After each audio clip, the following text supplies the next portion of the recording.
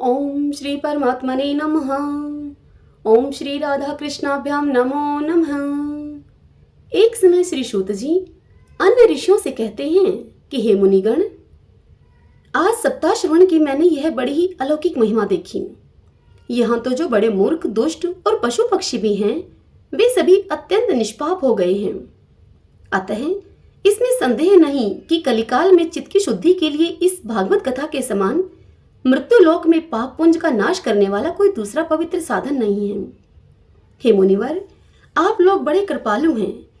आपने संसार के कल्याण का विचार करके यह बिल्कुल निराला ही मार्ग निकाला है।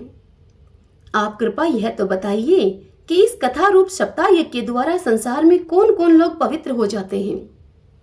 तब सनकादिक ने कहा, जो लोग सदा तरह तरह के पाप किया करते हैं, निरंतर दुराचार में ही तत्पर रहते हैं और उल्टे मार्गों से चलते हैं, तथा जो क्रोध अग्नि से जलते रहने वाले कुटिल और काम प्रायण हैं, वे सभी इस कलयुग में सप्ताह यज्ञ से पवित्र हो जाते हैं।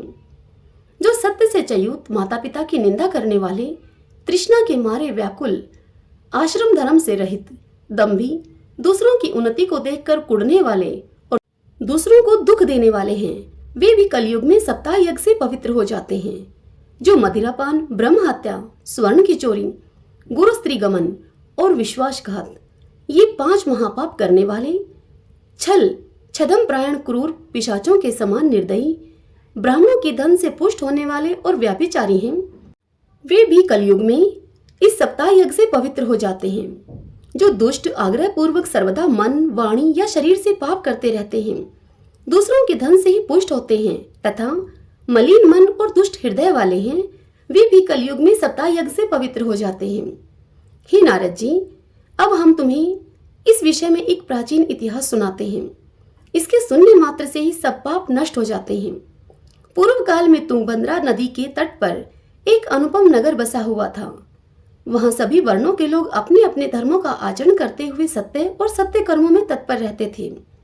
उस नगर में समस्त वेदों का विशेषज्ञ और श्रोत स्मार्त कर्मों में निपुण एक आत्मदेव नामक ब्राह्मण रहता था।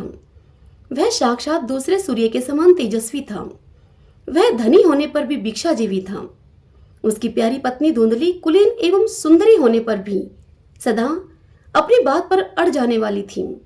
उसे लोगों की बात करने में बड़ा ही सुख मिलता था। स्वभाव से वह क्रूर थी, प्रायः कुछ न कुछ बकवाद किया ही करती रहती थी। गृह कार्य में निपुण थी, कृपण थी और झगड़ालू भी थी। इस प्रकार ब्राह्मण दंपति बड़े प्रेम से अपने घर में रहते और विहार किया करते थे। उनके पास अर्थ और भोग विलास की सामग्री बहुत थी। घर द्वार भी उनके सुंदर थे, परंतु उससे उन्हें सुख नहीं था। जब अवस्था बहुत उनकी ढल गई, तब उन्होंने संतान के लिए तरह तरह के पुण्य कर्म आरंभ किए और वे दीन दुखियों को गौ, पृथ्वी, स्वर्ण और वस्त्र आदि दान करने लगे। इस प्रकार धर्म मार्ग में उन्होंने अपना आधा धन समाप्त कर दिया, तो भी उन्हें पुत्र या पुत्री किसी का भी मुख देखने को न मिला। इसलिए अब वह ब्राह्मण बहुत ही चिंतातुर रहने लगा। एक दिन वह ब्राह्मण देवता बहुत दुखी होकर घर से निकलकर वन को चल दिया। दोपहर के समय अब उसे प्यास लगी, इसलिए वह एक तालाब पर आया। संतान के अभाव के दुख ने उसके शरीर को बहुत सुखा दिया था, इसलिए थक जाने के कारण जल पीकर वह वहीं पर बैठ गया। 2 घड़ी बीतने पर वहां एक सन्यासी महात्मा आए। जब ब्राह्मण देवता ने देखा कि वे जल पी चुके हैं, तब वह उनके पास गया और चरणों में उन्हें नमस्कार करने के बाद सामने खड़े होकर उनके वह लंबी लंबी सांसें लेने लगा। तब सन्यासी ने यह देखकर उससे पूछा कि कहो ब्राह्मण देवता, रोते क्यों हो?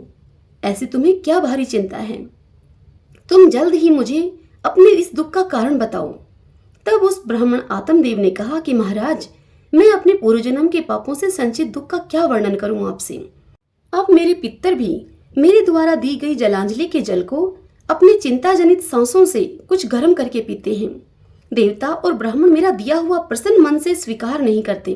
संतान के लिए मैं इतना दुखी हो गया हूं कि मुझे अब सब सोना ही सोना दिखाई देता है। मैं प्राण त्यागने के लिए यहाँ पर आया हूँ।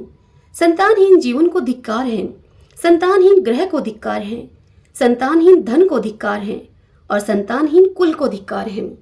मैं जिस गाय को पालता हूँ वह भी सर्वथा बांझ हो जाती है। जो पेड़ लगाता हूँ उस पर भी फल फूल नहीं लगते। मेरे घर में जो फल आता है वह भी बहुत जल्दी ही सड़ जाता है।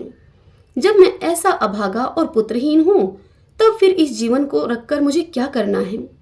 इस प्रकार कहकर वह ब्राह्मण देवता दुख से व्याकुल होकर उन सन्यासी महात्मा के पास खड़ा होकर फूट फूट कर रोने लगा। तब उन यतिवर के हृदय में बड़ी करुणा उत्पन्न हुई। वे योगनिष्ठ थे। उन्होंने उसके ललाट की रेखाएं देखकर सारा वृत्तांत जान लिया और फिर उस ब्राह्मण देवता से विस्तार पूर्वक कहने लगे। सन्यासी ने कहा, हे ब्राह्मण देवता, इस प्रजा प्राप्ति का मोह त्याग दो। तुम कर्म की गति प्रबल है, विवेक का आश्रय लेकर संसार की वासना को छोड़ दो। हे विप्रवर, सुनो, मैंने इस समय तुम्हारा प्रारब्ध देखकर निश्चय किया है कि 7 जन्म तक तुम्हारे कोई संतान किसी प्रकार से नहीं हो सकती। पूर्व काल में राजा सगर एवं अंग को संतान के कारण दुख भोगना पड़ा था। हे ब्राह्मण, अब तुम कुटुंबी की आशा छोड़ दो। संन्यास में ही सब प्रकार का सुख है। यह सुनकर ब्राह्मण ने कहा, हे महात्मा जी, विवेक से मेरा क्या होगा? मुझे तो बलपूर्वक आप पुत्र दीजिए, नहीं तो मैं अभी आपके सामने ही शोक मूर्छित होकर अपने प्राणों को त्यागता हूँ। जिसमें पुत्र स्त्री आदि का सुख नहीं है, ऐसा संन्यास तो सर्वथा निरश ही है। लोक में सरस तो पुत्र पौत्र आदि से भरा पूरा गृहस्थ आश्रम ही है। उस ब्राह्मण का ऐसा आग्रह देखकर उन तपोधन ने कहा, विधाता के लेख को मिटाने का हठ करने से राजा चित्रकेतु को बड़ा कष्ट उठाना पड़ा था। इसलिए दैव जिसके उद्योग को कुचल देता है, उस पुरुष के समान तुम्हें भी पुत्र से सुख नहीं मिल सकेगा। तुमने तो बड़ा हठ पकड़ रखा है और अर्थी के रूप में तुम मेरे सामने उपस्थित हो। तुम्हारी ऐसी दशा में मैं तुमसे क्या कहूँ। जब उन महात्मा जी ने देखा कि यह किसी प्रकार अपना आग्रह नहीं छोड़ रहा, तब उन्होंने उसे एक फल देकर कहा कि इसे तुम अपनी पत्नी को खिला देना। इस फल को खाने से उसे एक पुत्र होगा। तुम्हारी स्त्री को 1 साल तक सत्य, सोच, दया, दान और एक समय ही एक ही अन्न खाने का नियम रखना चाहिए। यदि वह ऐसा करेगी तो बालक बहुत शुद्ध स्वभाव वाला होगा। इस प्रकार कहकर वे योगीराज वहां से चले गए और ब्राह्मण अपने घर को लौट आया। वहां आकर उसने वह फल अपनी स्त्री के हाथों में दे दिया और स्वयं कहीं पर चले गए। उसकी स्त्री तो कुटिल स्वभाव की थी। वह रो रोकर अपनी एक सखी से कहने लगी कि सखी, मुझे तो बड़ी चिंता हो गई है। मैं तो यह फल नहीं खाऊंगी। फल खाने से गर्भ रहेगा और गर्भ से मेरा पेट बढ़ जाएगा और फिर कुछ खाया पिया जाएगा नहीं। इससे मेरी शक्ति क्षीण हो जाएगी। तब बता, घर का धंधा कैसे होगा? और दैववश यदि कहीं गांव में डाकुओं का आक्रमण हो गया तो यह गर्भिणी स्त्री भागेगी कैसे? और यदि सुखदेव जी की तरह यह गर्भ मेरे पेट में ही रह गया तो इसे बाहर कैसे निकाला जाएगा? और कहीं प्रसव काल के समय वह टेढ़ा हो गया तो फिर तो प्राणों से ही मुझे हाथ धोना पड़ेगा। यूं भी प्रसव के समय बड़ी भयंकर पीड़ा होती है। मैं सुकुमारी भला यह सब कैसे सह सकूंगी? मैं जब दुर्बल पड़ जाऊंगी तब नंदरानी आकर घर का सारा माल मता समेट कर ले जाएगी और मुझसे तो सत्य सोचादि नियमों का पालन होना भी कठिन ही जान पड़ता है। जो स्त्री बच्चा जनती है उसे उस बच्चे के लालन पालन में बड़ा कष्ट होता है। मेरे विचार से तो वंध्या या विधवा स्त्री ही सुखी है। उसके मन में ऐसे ही तरह तरह के कुतर्क उठने से उसने वह फल नहीं खाया और जब उसके पति ने उससे पूछा कि क्या तुमने फल खा लिया है, तब उसने उत्तर दिया कि हाँ, खा लिया है। एक दिन उसकी बहन अपने आप ही उसके घर आई। तब उसने अपनी बहन को सारा वृत्तांत सुनाकर कहा कि मेरे मन में इसकी बड़ी चिंता है। मैं इस दुख के कारण दिनों दिन दुबली हो रही हूँ। हे बहन, अब मैं क्या करूँ? तब उसकी बहन ने कहा कि मेरे पेट में बच्चा है, प्रसव होने पर वह बालक मैं तुझे दे दूंगी। तब तक तुम गर्भवती के समान घर में गुप्त रूप से सुख से रहे। तू मेरे पति को कुछ धन दे देगी तो वे तुझे अपना बालक दे देंगे। हम ऐसे ही युक्ति करेंगे और मेरे विषय में सभी लोग यही कहेंगे कि इसका बालक 6 महीने का होकर गर्भ में ही मर गया और मैं नित्य प्रति तेरे घर आकर उस बालक का लालन पोषण करती रहूंगी। तो इस समय इसकी जांच करने के लिए यह फल गौ को खिला दे। ब्राह्मणी ने स्त्री स्वभाववश जो जो उसकी बहन ने उससे कहा था वैसा ही सब कर दिया। इसके पश्चात समय अनुसार जब उस स्त्री के पुत्र हुआ तब उस बालक के पिता ने चुपचाप वह बालक धुंधली को लाकर दे दिया और उसने आत्मदेव को यह सूचना दे दी कि मेरे सुखपूर्वक बालक हो गया है। इस प्रकार आत्मदेव के पुत्र हुआ सुनकर सब लोगों को बड़ा आनंद हुआ।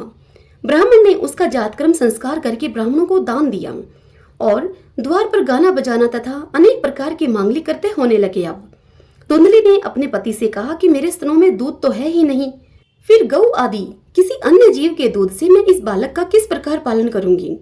मेरी बहन के अभी बालक हुआ था और वह होकर मर गया है। उसे बुलाकर अपने यहाँ रख लो, जिससे कि वह अपने इस बालक का लालन पोषण कर देगी। तब अपने पुत्र की रक्षा करने के लिए आत्मदेव ब्राह्मण ने वैसा ही किया जैसा कि वो धुंधली ने कहा था। माता धुंधली ने उस बालक का नाम धुंधुकारी रखा। इसके बाद 3 महीने बीतने पर उस गौ के भी एक मनुष्य आकार का बच्चा पैदा हुआ। वह सर्वांग सुंदर, दिव्य, निर्मल एवं स्वर्ण किसी कांति वाला था। उसे देखकर ब्राह्मण देवता को बड़ा आनंद हुआ और उसने स्वयं ही उसके सब संस्कार किए। इस समाचार से और सब लोगों को भी बड़ा ही आश्चर्य हुआ और फिर वे सब लोग आश्चर्य में भरकर ब्राह्मण देव के घर में उस बालक को देखने के लिए आए तथा आपस में कहने लगे कि देखो भाई, अब आत्मदेव का कैसा भाग्य उदय हुआ है।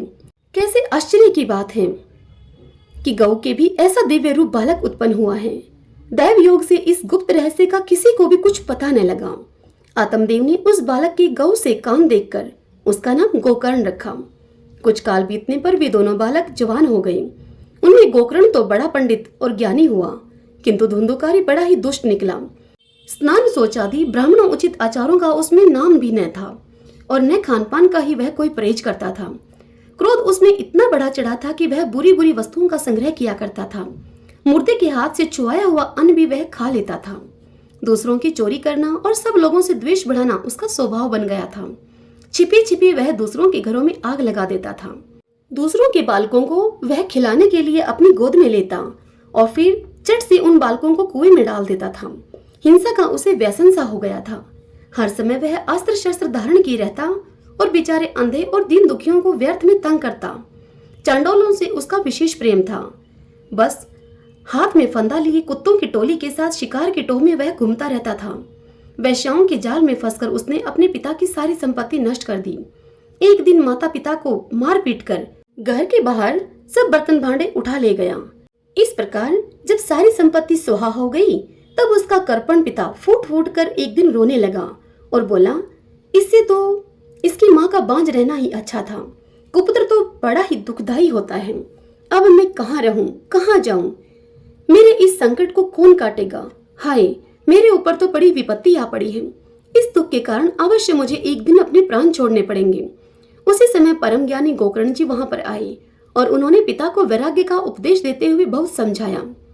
गोकर्ण जी बोले, हे पिताजी, यह संसार असार है। यह अत्यंत दुखरूप और मोह में डालने वाला है।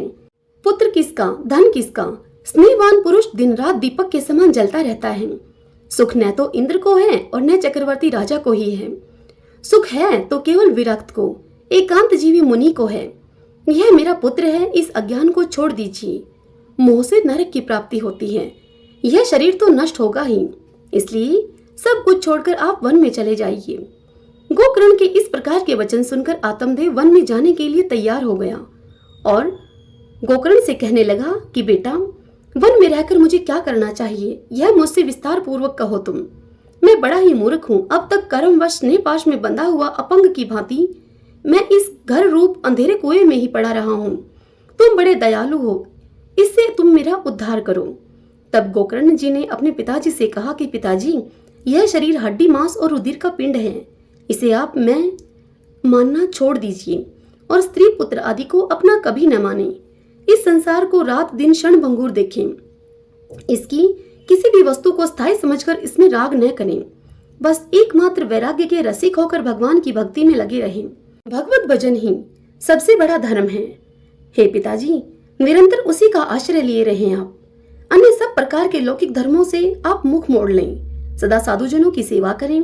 भोगों की लालसा को पास में न फटकने दें तथा जल्दी से जल्दी दूसरों के गुण दोषों का विचार करना छोड़कर एकमात्र भगवत सेवा और भगवान की कथाओं के रस का ही आप पान करें।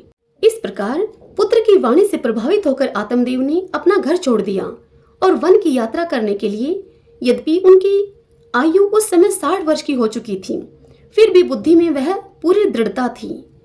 वह रात दिन भगवान की सेवा पूजा करने से और नियम पूर्वक भागवत के दशम स्कंद का पाठ करने से उसने भगवान श्री कृष्णचंद्र को प्राप्त कर लिया। सूत जी कहते हैं कि हे शौनक जी, पिता के वन चले जाने के बाद एक दिन धुंधुकारी ने अपनी माता को बहुत पीटा और उससे कहा कि बता धन कहाँ रखा है, नहीं तो अभी तेरी लुहाठी अर्थात जलती लकड़ी से तेरी खबर लूंगा। उसकी इस धमकी से डरकर और पुत्र के उपद्रवों से दुखी होकर वह स्त्री रात्रि के समय ही कुएं में जा गिरी और इसी से उसकी मृत्यु हो गई। योगनिष्ठ गोकर्ण जी तीर्थ यात्रा के लिए निकल गए। उन्हें इन घटनाओं से कोई सुख या दुख नहीं होता था, क्योंकि उनका न कोई मित्र था और न कोई शत्रु। धुंधुकारी 5 वेश्याओं के साथ एक साथ ही घर में रहने लगा। उनके लिए भोग सामग्री जुटाने की चिंता ने उसकी बुद्धि को नष्ट कर दिया था, जिसके कारण अब वह नाना प्रकार के अत्यंत क्रूर कर्म करने लगा था। एक दिन उन उल्टाओं ने उससे बहुत से गहने मांगे। वह तो काम से अंधा हो रहा था। मौत की उसे कभी भी याद नहीं आती थी। बस उन गहनों को जुटाने के लिए वह घर से निकल पड़ा। वह जहां तहां से बहुत सा धन चुराकर घर लौट आया तथा उन्हें कुछ सुंदर वस्त्र और आभूषण भी लाकर दिए। चोरी का बहुत माल देखकर रात्रि के समय स्त्रियों ने विचार किया कि यह नित्य ही चोरी करता है, इसलिए इसे किसी दिन अवश्य ही राजा पकड़ लेगा। राजा यह सारा धन छीनकर इसे निश्चय ही प्राण दंड देगा। जब एक दिन इसे मरना ही है, तब हम ही धन की रक्षा करने के लिए गुप्त रूप से इसे क्यों न मार डालें। इसे मारकर हम इसका माल मता सब लेकर यहाँ से कहीं दूर चली जाएंगी। ऐसा निश्चय करके उन्होंने सोए हुए धुंधुकारी को रस्सियों से कस दिया और उसके गले में फांसी लगाकर उसे मारने का प्रयत्न किया। इससे जब वह जल्दी से न मरा तो उन्हें बड़ी ही चिंता हुई। तब उन्होंने उसके मुख पर बहुत से दहकते हुए अंगारे डाले। इससे वह अग्नि की लपटों से बहुत चटपटाकर मर गया। उन्होंने उसके शरीर को एक गड्ढे में डालकर गाड़ दिया। सच है, स्त्रियां प्राय बड़ी ही दुस्साहसी होती हैं। उनके इस कृत्य का किसी को भी पता न चला। लोगों के पूछने पर वह सब कह देती थी कि हमारे प्रीतम पैसे के लोभ से अब की बार कहीं दूर चले गए हैं, इसी वर्ष के अंदर वह लौट आएंगे। बुद्धिमान पुरुष को दुष्टा स्त्रियों का कभी विश्वास नहीं करना चाहिए। जो मूर्ख इनका विश्वास करता है उसे दुखी ही होना पड़ता है। इनकी वाणी तो अमृत के समान कामियों के हृदय में रस का संचार करती है, किंतु हृदय छुरे के समान तीक्ष्ण होता है। भला इन स्त्रियों का कौन प्यारा है। वे उल्टाएं धुंधुकारी की सारी संपत्ति समेटकर वहां से चंपत हो गई। उनके ऐसे न जाने कितने ही पति थे और धुंधुकारी अपने कुकर्मों के कारण भयंकर प्रेत हुआ। वह बवंडर के रूप में सर्वदा दशों दिशाओं में भटकता रहता था तथा शीत घाम से संतप्त और भूख प्यास से व्याकुल होने के कारण हा देव इस प्रकार वह चिल्लाता रहता था, परंतु उसे कहीं भी कोई आश्रय न मिला। कुछ काल बीतने पर गोकर्ण ने भी लोगों के मुख से धुंधुकारी की मृत्यु का समाचार सुना। तब उसे अनाथ समझकर अर्थात धुंधुकारी को अनाथ समझकर उन्होंने उसका गया जी में श्राद्ध किया और भी जहां जहां वे जाते थे उसका श्राद्ध अवश्य ही करते थे। इस प्रकार घूमते घूमते गोकर्ण जी अपने नगर में आए और रात्रि के समय दूसरों की दृष्टि से बचकर सीधे अपने घर के आंगन में सोने के लिए पहुंच गए। वहां अपने भाई को सोया हुआ देखकर आधी रात के समय धुंधुकारी ने बड़ा ही विकट रूप दिखाया। वह कभी भेड़ा तो कभी हाथी तो कभी भैंसा तो कभी इंद्र और तो कभी अग्नि का रूप धारण करता। अंत में वह मनुष्य के आकार में प्रकट हुआ। ये विपरीत अवस्थाएं देखकर गोकर्ण ने निश्चय किया कि यह कोई दुर्गति को प्राप्त हुआ जीव है। तब उन्होंने उससे धैर्यपूर्वक पूछा। गोकर्ण जी ने उससे कहा कि तू कौन है? रात्रि के समय ऐसा भयानक रूप मुझे क्यों दिखा रहा है? तेरी यह दशा कैसे हुई? हमें बता तो सही, तू प्रेत है, पिशाच है अथवा कोई राक्षस है? सूत जी कहते हैं कि हे ऋषियों, गोकर्ण के इस प्रकार पूछने पर वह बार बार जोर जोर से रोने लगा। उसमें बोलने की शक्ति नहीं थी, इसलिए उसने केवल संकेत मात्र किया। तब गोकर्ण ने अंजलि में जल भरकर उसे अभिमंत्रित करके उस पर जल छिड़का। इससे उसके पापों का कुछ शमन हुआ और वह इस प्रकार कहने लगा। प्रेत बोला कि मैं तुम्हारा भाई हूँ, मेरा नाम धुंधुकारी है। मैंने अपने ही दोस्त से अपना ब्राह्मणत्व नष्ट कर दिया है। मेरे कुकर्मों की गिनती नहीं की जा सकती। मैं तो महान अज्ञान के चक्कर काट रहा था, इसी से मैंने लोगों की बड़ी हिंसा की। अंत में कुल्टा स्त्रियों ने मुझे तड़पा तड़पा कर मार डाला। इसी से अब मैं प्रेत योनि में पड़कर यह दुर्दशा भोग रहा हूँ। अब दैववश कर्म फल का उदय होने से मैं केवल वायु भक्षण करके जी रहा हूँ। भाई, तुम दया के समुद्र हो, अब किसी प्रकार जल्दी से मुझे इस योनि से तुम छुड़वाओ। गोकर्ण ने धुंधुकारी की सारी बात ध्यान से सुनी और फिर उससे इस प्रकार बोले। गोकर्ण जी ने कहा कि भाई, मुझे इस बात का बड़ा ही आश्चर्य है। मैंने तुम्हारे लिए विधि पूर्वक गया जी में पिंडदान किया, फिर भी तुम इस प्रेत योनि से मुक्त कैसे नहीं हुए? यदि गया श्राद्ध से भी तुम्हारी मुक्ति नहीं हुई, तब इसका और कोई क्या उपाय हो सकता है? इसका तो कोई और उपाय है ही नहीं। अच्छा, तुम सब बात खोलकर मुझसे कहो, मुझे अब क्या करना चाहिए? तब उस प्रेत ने कहा कि मेरी मुक्ति सैकड़ों गया श्राद्ध करने से भी नहीं हो सकती। अब तो तुम इसका कोई और ही उपाय सोचो। प्रेत की इस बात को सुनकर गोकर्ण को बड़ा ही आश्चर्य हुआ। वे कहने लगी कि यदि सैकड़ों गया श्राद्धों से भी तुम्हारी मुक्ति नहीं हो सकती, तब तो तुम्हारी मुक्ति असंभव ही है। अच्छा, अभी तो तुम निर्भय होकर अपने स्थान पर ही रहो। मैं विचार करके तुम्हारी मुक्ति के लिए कोई अन्य उपाय करूंगा। गोकर्ण की आज्ञा पाकर धुंधुकारी वहां से अपने स्थान पर चला गया। इधर गोकर्ण ने रात भर विचार किया, तब भी उन्हें कोई और उपाय नहीं सूझा। प्रातःकाल उनको आया हुआ देखकर अन्य प्रेमी उनसे मिलने के लिए आए। तब गोकर्ण ने रात में जो कुछ जिस प्रकार हुआ था सब उनसे कह सुनाया। उनमें से जो लोग विद्वान, योगनिष्ठ, ज्ञानी और वेदज्ञ थे, उन सब ने भी अनेक शास्त्रों को उलट पलट कर देखा, तो भी उसकी मुक्ति का उन्हें कोई उपाय न मिला। तब सबने यही निश्चय किया कि इस विषय में सूर्य नारायण जो आज्ञा करेंगे हमें वही करना चाहिए। अतः गोकर्ण ने अपने तपोबल से सूर्य की गति को रोक दिया। उन्होंने भगवान की स्तुति की कि हे भगवान, आप सारे संसार के साक्षी हैं, मैं आपको नमस्कार करता हूँ। आप मुझे कृपा करके धुंधुकारी की मुक्ति का कोई साधन बताइए। गोकर्ण की यह प्रार्थना सुनकर सूर्यदेव ने दूर से ही स्पष्ट शब्दों में उनसे कहा। सूर्य नारायण भगवान ने स्पष्ट शब्दों में इस प्रकार कहा, श्रीमद् भागवत से मुक्ति हो सकती है, इसलिए तुम उसका सप्ताह पारायण करो। सूर्य का यह धर्ममय वचन वहां सभी लोगों ने सुना। तब सबने यही कहा कि प्रयत्न पूर्वक आप यही करो। है भी यह साधन बहुत सरल। अतः गोकर्ण जी भी तद अनुसार निश्चय करके कथा सुनाने के लिए तैयार हो गए। देश और गांव से अनेकों लोग कथा सुनने के लिए वहां आए। बहुत से लंगड़े, लूले, अंधे, बूढ़े और मंदबुद्धि पुरुष भी अपने पापों की निवृत्ति के उद्देश्य से वहां पर आ पहुंचे। इस प्रकार वहां इतनी भीड़ हो गई कि उसे देखकर देवताओं को भी आश्चर्य होता था। जब गोकर्ण जी व्यास गद्दी पर बैठकर यह कथा कहने लगे, तब वह प्रेत वहां पर आ पहुंचा और इधर उधर बैठने के लिए स्थान ढूंढने लगा। इतने में ही उसकी दृष्टि एक सीधे रखे हुए 7 गांठों के बांस पर पड़ी। उसके नीचे के छिद्र में घुसकर वह प्रेत कथा सुनने के लिए बैठ गया। वायु रूप होने के कारण वह बाहर कहीं बैठ तो सकता नहीं था, इसलिए वह बांस में घुस गया। गोकर्ण जी ने एक वैष्णव ब्राह्मण को मुख्य श्रोता बनाया और प्रथम स्कंद से ही स्पष्ट अक्षर में कथा कहनी और सुनानी आरंभ कर दी। सायंकाल में जब कथा को विश्राम दिया गया, तब एक बड़ी विचित्र बात हुई। वहां सभासदों के देखते ही देखते उस बांस की एक गांठ तड़ तड़ का शब्द करती हुई फट गई। इसी प्रकार दूसरे दिन सायंकाल में दूसरी गांठ फटी और तीसरे दिन उसी प्रकार तीसरी गांठ फटी। इस प्रकार 7 दिनों में 7 गांठों को फोड़कर धुंधुकारी 12 स्कंदों को सुनने के पश्चात पवित्र होकर प्रेत योनि से मुक्त हो गया और दिव्य रूप धारण करके सबके सामने प्रकट हुआ। उसका मेघ के समान श्याम शरीर पीतांबर और तुलसी की मालाओं से सुशोभित था तथा सिर पर मनोहर मुकुट और कानों में कमनीय कुंडल झिलमिला रहे थे। उसने तुरंत अपने भाई गोकर्ण को प्रणाम करके कहा कि भाई, तुमने कृपा करके मुझे प्रेत योनि की यातनाओं से मुक्त कर दिया है। यह प्रेत पीड़ा का नाश करने वाली श्रीमद् भागवत की कथा धन्य है तथा श्री कृष्ण चंद्र के धाम की प्राप्ति कराने वाला इसका सप्ताह पारायण भी धन्य है। जब सप्ताह श्रवण का योग लगता है, तब सब पाप थर्रा उठते हैं कि अब यह भागवत की कथा जल्द ही हमारा अंत कर देगी।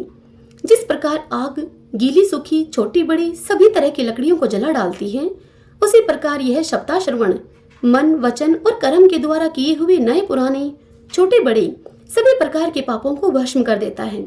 विद्वानों ने देवताओं की सभा में कहा है कि जो लोग इस भारतवर्ष में श्रीमद् भागवत की कथा नहीं सुनते, उनका जन्म तो बेकार ही है।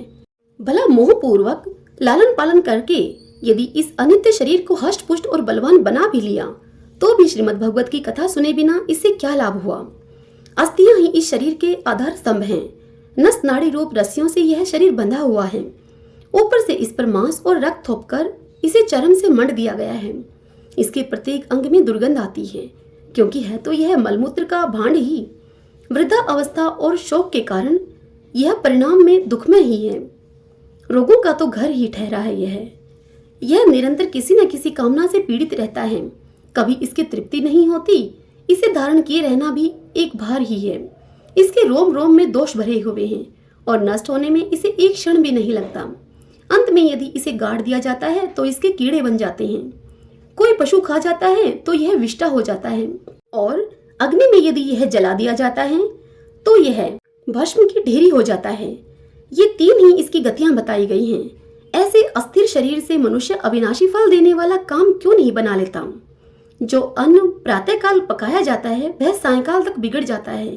फिर उसी के रस से पुष्ट हुए शरीर की नित्यता कैसी है ये? इस लोक में सप्ताह श्रवण करने से भगवान की शीघ्र ही प्राप्ति हो सकती है। अतः सब प्रकार के दोषों की निवृत्ति के लिए एकमात्र यही साधन है। जो लोग भागवत की कथा से वंचित हैं, वे तो जल में बुद्ध और जीवों में मच्छरों के समान केवल मरने के लिए ही पैदा होते हैं। भला जिसके प्रभाव से जड़ और सूखे हुए बांस की गांठें फट सकती हैं, उस भागवत कथा का श्रवण करने से चित्त की गांठों का खुल जाना कौन बड़ी बात है? सप्ताह श्रवण करने से मनुष्य के हृदय की गांठ खुल जाती है। उसके समस्त संशय छीन भिन्न हो जाते हैं और सारे कर्म उसके क्षीण हो जाते हैं। यह भागवत कथा रूप तीर्थ संसार के कीचड़ को धोने में बड़ा ही पटु है। विद्वानों का कथन है कि जब यह हृदय में स्थित हो जाता है तो मनुष्य की मुक्ति निश्चय ही समझनी चाहिए। जिस समय धुंधुकारी ये सब बातें कह रहा था, जिसके लिए बैकुंठवासी पार्षदों के सहित एक विमान उतरा, उससे सब और मंडलाकार प्रकाश फैल रहा था। सब लोगों के सामने ही धुंधुकारी उस विमान पर चढ़ गया। तब उस विमान पर आए हुए पार्षदों को देखकर उनसे गोकर्ण जी ने यह बात कही। गोकर्ण जी ने पूछा कि भगवान के प्रिय पार्षदों, यहाँ हमारे अनेक शुद्ध हृदय श्रोतागण हैं। उन सबके लिए आप लोग एक साथ बहुत से विमान क्यों नहीं लेकर आए? हम देखते हैं कि सभी ने यहाँ समान रूप से कथा सुनी है, फिर फल में इस प्रकार का भेद क्यों हुआ? यह आप बताइए मुझे। भगवान के सेवकों ने गोकर्ण जी से कहा कि हेमानद, इस फल भेद का कारण इनके श्रवण का भेद ही है। यह ठीक है कि श्रवण तो सबने समान रूप से ही किया है, किंतु इसके जैसा मनन किसी ने नहीं किया। इसी से एक साथ भजन करने पर भी इसके फल में भेद रहा। इस प्रेत ने 7 दिनों तक निराहार रहकर श्रवण किया था तथा सुने हुए विषय का स्थिर चित होकर यह खूब मनन निधिध्यासन भी करता रहता था।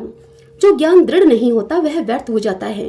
इसी प्रकार ध्यान न देने से श्रवण का, संदेह से मंत्र का और चित्त से इधर उधर भटकते रहने के कारण जब कभी कोई फल नहीं होता। वैष्णवहीन देश, अपात्र को कराया हुआ श्राद्ध का भोजन, अश्रोत्रिय को दिया हुआ दान और आचारहीन कुल, इन सब का नाश हो जाता है।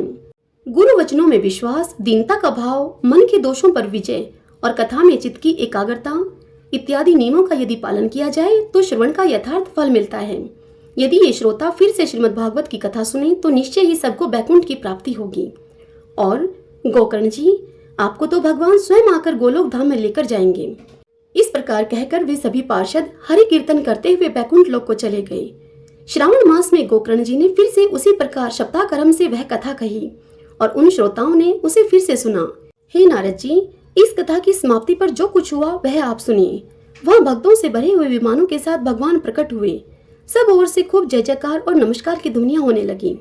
भगवान स्वयं हर्षित होकर अपने 5 जन्य शंख की ध्वनि करने लगे और उन्होंने गोकर्ण को हृदय से लगाकर अपने ही समान बना लिया। उन्होंने क्षण भर में ही अन्य सब श्रोताओं को भी मेघ के समान श्याम वर्ण, रेशमी पीताम्बरधारी तथा क्रीट और कुंडल आदि से विभूषित कर दिया। उस गांव में कुत्ते और चांडाल पर्यंत जितने भी जीव थे वे सभी गोकर्ण जी की कृपा से विमानों पर चढ़ा लिए गए तथा जहाँ योगीजन जाते हैं उस भगवत धाम में वे भेज दिए गए। इस प्रकार भगत वत्सल भगवान श्री कृष्ण कथा श्रवण से प्रसन्न होकर गोकर्ण जी को अपने साथ में लेकर अपने ग्वाल बालों के प्रिय गोलोक धाम में चले गए। पूर्व काल में जैसे अयोध्यावासी भगवान श्री राम के साथ साकेत धाम सिधारे थे, उसी प्रकार भगवान श्री कृष्ण उन सबको योगी दुर्लभ गोलोक धाम में लेकर चले गए। जिस लोक में सूर्य, चंद्रमा और सिद्धों को भी कभी गति नहीं हो सकती, उसमें भी श्रीमद् भागवत श्रवण करने से चले गए। हे नारद जी, सप्ताह यज्ञ के द्वारा कथा श्रवण करने से जैसा उज्जवल फल संचित होता है, उसके विषय में हम आपसे क्या कहें। अजी, जिन्होंने अपने करणपुट से गोकर्ण जी की कथा एक अक्षर का भी पान किया था, वे फिर माता के गर्भ में नहीं आए।